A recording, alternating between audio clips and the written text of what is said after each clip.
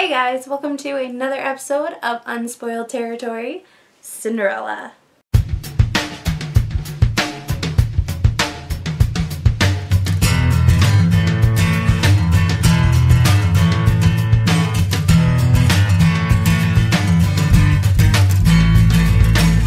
So this year, Disney released a new version of Cinderella. It stars Lily James, who is very British and not in pretty much anything I've ever seen. Robert Madden, who just happens to be Robb Stark on Game of Thrones. Helena Bonham Carter, who plays the fairy godmother and is once again using a wand. And Cate Blanchett, who I know she was in Lord of the Rings, but has never really left an impression on me. So Cinderella is a story that has been told and retold many, many times, with the original Disney cartoon and a live action or two made in that era. Cinderella story and all its crappy sequels. The musical one with Brandy and Whitney Houston. A retelling of it with Ever After, which is one of my favorites. I love that movie. So if you go back 1 year ago, I went to Maleficent and I saw a trailer for the new Cinderella and I got so excited because I thought it was going to be a retelling, kind of like Maleficent was. And so I was really excited to see what they were going to do with the story.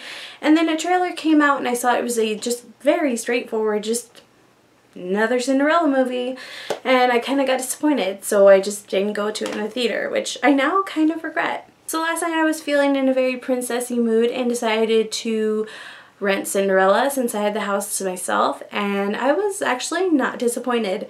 For you Marvel and Potter fans, there was quite a few things in there you would enjoy, such as, of course, Helena Bonham Carter as the fairy godmother and using a wand and everything. That was awesome. You get surprise actors in there like Stellan Skarsgård and Hayley Atwell for us Marvel fans. And of course, I did not know this going into it, but Kenneth Branagh directed it. And of course, I think Kenneth Branagh has just picked his composer because Patrick Doyle did the music for it. That's a little Marvel and Harry Potter fan service. So I actually really enjoyed this movie. It was very straightforward. It didn't stray much from the classic cartoon except for one aspect, which I think they kind of borrowed from Ever After before the ball happens, but after Cinderella's father dies. And I like that they threw this aspect in it. It makes the story a little more believable, which may sound funny to say, but it does. The cinematography was very well done. The directing was awesome. It did have a very strong Alice in Wonderland feel to it, but not too over the top, which I love Alice in Wonderland, but at times it could be a little over the top. But that's Tim Burton for you. So one thing I really loved and yet really did not like about this movie were the costumes. Whoever the costume designer was did very well and did very badly, because whereas Cinderella and every male in the movie is wearing 1800 like clothing, which is in keeping with Cinderella time,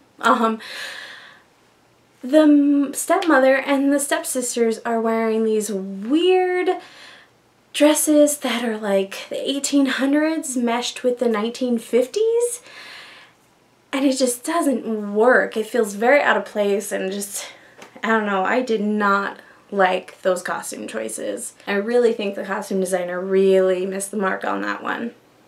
But otherwise, the costumes were beautiful. All of Cinderella's clothing and her ball gown was just gorgeous. So the one other issue I had with the movie was that they did what all Cinderella movies do, except for Ever After. I think Ever After got it right. But they made this evil stepmother was evil stepmother. She was good. But the evil stepsisters, they weren't like evil. They were just really goofy and annoying.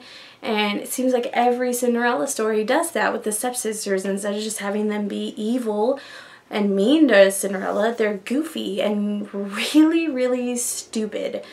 So that was just another thing I was hoping to avoid with this movie, and we didn't. So if you are feeling like you're in a princessy mood, I would highly recommend renting or even buying Cinderella because I think it was very well done. Kenneth Branagh is a great director. Alright, thank you guys for watching this episode of Unspoiled Territory, and I will see you later.